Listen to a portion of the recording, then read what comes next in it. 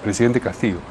¿Qué suerte le augura usted a ese pedido? ¿Cree que va a ser acogido por el Poder Judicial o cree que tal como están las cosas va a ser rechazado? No, haciendo un análisis jurídico, sí, siempre dentro del respeto profesional a lo que un colega plantea, es evidente que ese planteamiento va a ser rechazado. ¿A cuál me refiero? A tratar de anular una investigación abierta preliminarmente contra el presidente actual.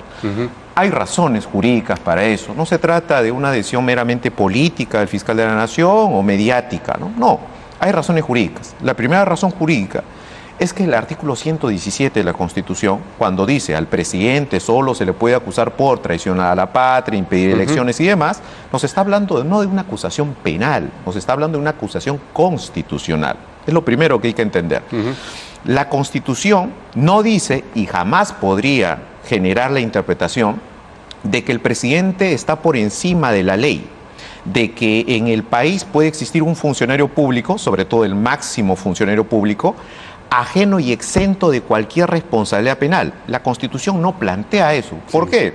Porque si lo entendiéramos así, la propia Constitución estaría yendo contra los tratados internacionales de lucha contra la corrupción que el Perú ha planteado. Y una de esas obligaciones del Estado peruano en materia de lucha anticorrupción, ¿cuál es? No generar impunidad. Entonces, si nuestra Constitución estableciera que al presidente no se le toca para nada, ni siquiera a nivel de investigación preliminar, estaríamos generando impunidad. Así de simple. Esas son las razones jurídicas por las cuales este planteamiento va a ser rechazado. Bien, entonces, si en efecto va a ser rechazado y continúa la citación al presidente para el lunes de la próxima semana, ¿qué ocurre si él, en primer lugar, si no va? Que es una posibilidad bastante... Jurídicamente hay varios escenarios. Sí, y entonces está la posibilidad de que no vaya. Es más, la ley le permite ir y guardar silencio. Esa era la siguiente pregunta. Entonces, hay varios escenarios. Lo que importa es qué cosa se puede lograr en la investigación, independientemente de que el presidente investigado declare o no. Un investigador, sobre todo especializado en temas anticorrupción, no le presta mucha importancia porque sabe a lo que es la declaración del sospechoso, del investigado, porque sabe que en un primer momento los investigados pueden guardar silencio, pueden excusarse, pueden dar algún tipo de descargo. Por ahí no va la investigación. Lo trascendente de la investigación es otros actos de indagación que se pueden desarrollar. Levantamiento del secreto de las comunicaciones, cuadernos de registro de ingresos, documentación vinculada a las contrataciones, las versiones y corroboración de los colaboradores eficaces. Es decir, la atención del estratega, del investigador, no está tanto en la versión del señor Castillo, está más en otros actos de investigación. Y todo eso evidentemente va a continuar si es que no se anula, como quiere la defensa del presidente Castillo, lo que está en marcha. Lo que es bastante remoto. Sí, ok, pero de todas maneras, ¿qué pasa si no va? ¿Se lo cita de nuevo? Sí, en el caso de inconcurrencia, el fiscal puede ordenar una segunda diligencia, la reprograma, puede ser incluso con apercibimiento, y en esa ocasión tendrá que concurrir. ¿Después de la segunda puede ser con apercibimiento? Desde la primera puede ser. Desde la primera puede ser con apercibimiento. Pero si en una tercera no acude... Se hace efectivo el apercibimiento. Es decir, a la tercera va la vencida. Así es. Sí. Ahora, como usted decía, podría acudir y sencillamente guardar silencio o responder como ha respondido en el otro caso, no sé, no recuerdo, cosas por el estilo. Es su derecho. Es lo que la ley le permite. Por eso la trascendencia de que el investigador no apunte tanto ahí, sino que a otros actos de investigación trascendentes. Bien, eso es seguramente lo más probable que ocurra. Pero, ¿cómo continúa esta investigación?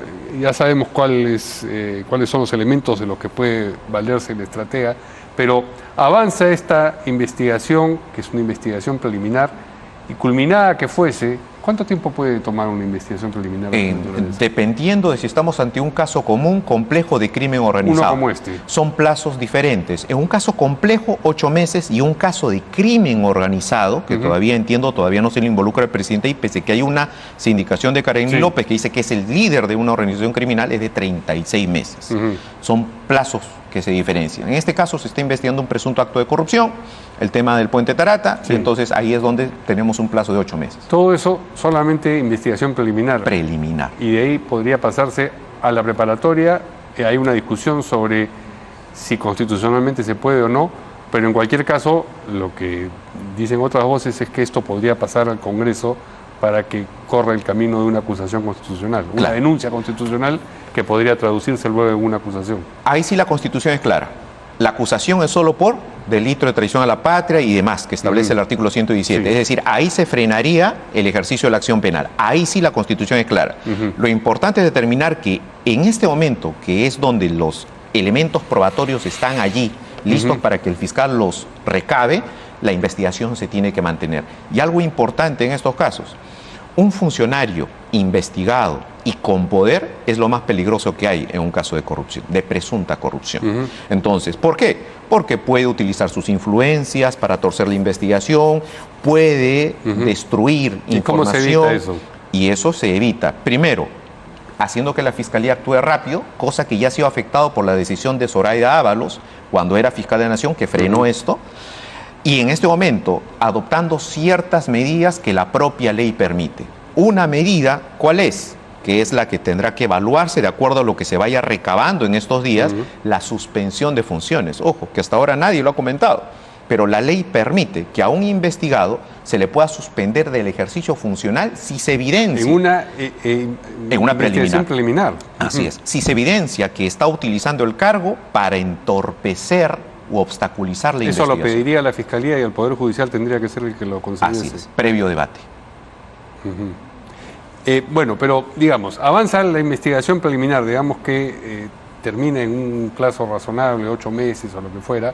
Dice usted eso por el camino de la acusación constitucional. Ahí se frena. No puede ir. ¿Puede avanzarse a la investigación preparatoria? No, No. porque la investigación preparatoria significa que judicializa el caso y ahí es donde la Constitución para. Entonces, ni acusación constitucional ni investigación Formalización. preparatoria. No. Entonces, ¿cuál es el camino? Entonces, solamente esto puede llegar a las manos del Congreso. Bueno, puede haber la suspensión que usted menciona y también esto puede servirle de insumo al Congreso si es que quiere avanzar con la vacancia. Para la vacancia. Esa es la salida constitucional. Frente a indicios razonables que evidencian una incapacidad moral del presidente por cuestionamientos graves de corrupción, el Congreso tendría que vacarlo. Con la vacancia se permite la formalización de la investigación y la posterior acusación en el ámbito penal. Ese es el camino.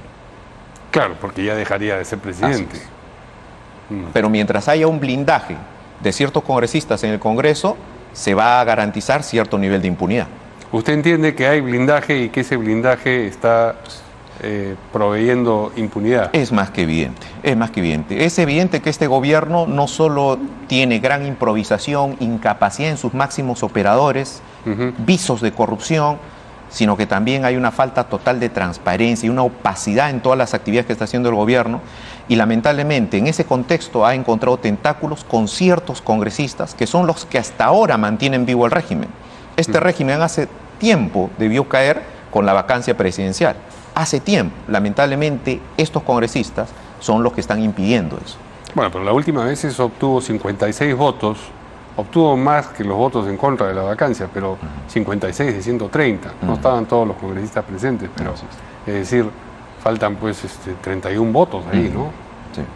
Aquí Entonces, el Congreso tiene que actuar. Si el Congreso no actúa de verdad, el camino al esclarecimiento de estos hechos, ojo, no es necesariamente una condena, sino al esclarecimiento de si hay o no responsabilidad del presidente, se va a truncar.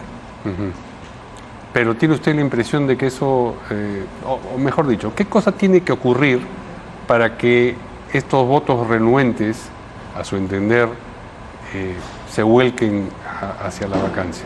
Como estamos hablando de políticos, congresistas, la única forma de hacer que un funcionario con ciertos compromisos renuncie a ello y actúe conforme al cauce de la justicia, del esclarecimiento de los hechos, Es la presión pública. es la presión pública. Y la presión pública no es simplemente una marcha, la presión pública se da en base a datos objetivos. Esto es, en los próximos días es posible que salgan audios que revelen pactos con congresistas para blindar al Ejecutivo. Si es que eso saliera, estoy poniendo un ejemplo, Sí. tendríamos esa fuerza. Si no, no. Mientras tanto, hay otros, en este caso exministros, el ministro de Transportes y Comunicaciones, en su momento, el señor Silva, que tienen también una situación comprometida. ¿Le parece suficiente en el caso ahora que ya se ha confirmado, o la Fiscalía ha confirmado la autenticidad del audio entre él y el señor Villaverde, ¿le parece suficiente el hecho de que se le dicte impedimento de salida? Lo lógico es que frente a la corroboración de la versión de un aspirante a colaborador, que es lo que está ocurriendo, ya cuando el dicho de este postulante se respalda con un audio, el audio se verifica cierto o real, entonces se va corroborando una versión, el nivel de intensidad de las medidas coercitivas o cautelares se incrementa. En este caso, un impedimento de salida resultaría insuficiente frente a la gravedad de la imputación. Entonces, ¿qué es lo lógico? Estando en diligencias preliminares y la Fiscalía ya va recabando todo esto, podría incluso solicitar una detención preliminar. Podría, es claro que podría. Yo le estoy preguntando si usted considera que debería. Sí, en este caso sí, sin duda. Al punto en el que está, sin que aparezcan nuevos audios. Sumando todos los demás elementos que ya hay. Es decir, ya se tienen los expedientes de los procesos de contratación, incluso ha habido una anulación de los procesos de contratación, lo cual no permite ni enerva la comisión del delito.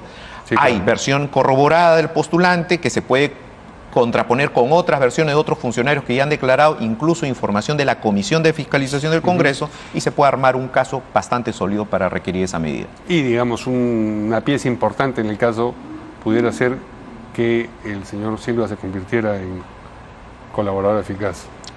Es una posibilidad, no obstante, por lo que hemos escuchado en los medios de comunicación, por lo que él dice, se muestra renuente, ajeno a asumir cualquier responsabilidad, es difícil. Pero lo importante, como digo, no es la versión del investigado, es todo lo demás que la Fiscalía puede conseguir.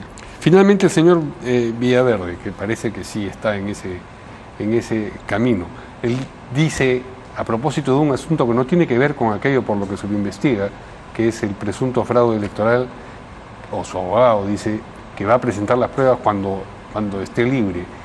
Eso, digamos, es un escenario altísimamente improbable. He escuchado lo que el doctor Rodríguez ha señalado. Como parte de la negociación para sus beneficios en los procesos penales, es irrelevante. Es parte de una negociación para el esclarecimiento de otros hechos de pronto vinculados a actos de corrupción en relación al Jurado Nacional de Elecciones o la OMPE. Si es que eso surgiera, ahí sí va a servir esa información. Pero en ese momento, en este contexto, estamos hablando de presuntos actos de corrupción. No, pero además él dice, cuando yo esté en libertad, no parece que esté camino de está dentro de su libertad. Ojo que la postulación a la colaboración es una negociación. Miremos el caso de Odebrecht y Barata. Cómo han negociado por años y meses la información a cuentagotas. Es parte de una negociación. Muy bien. Yo le agradezco mucho al ex procurador anticorrupción Cristian Salas. Gracias, Mario. La visita acá a los estudios de Canal N. Gracias. Pausa.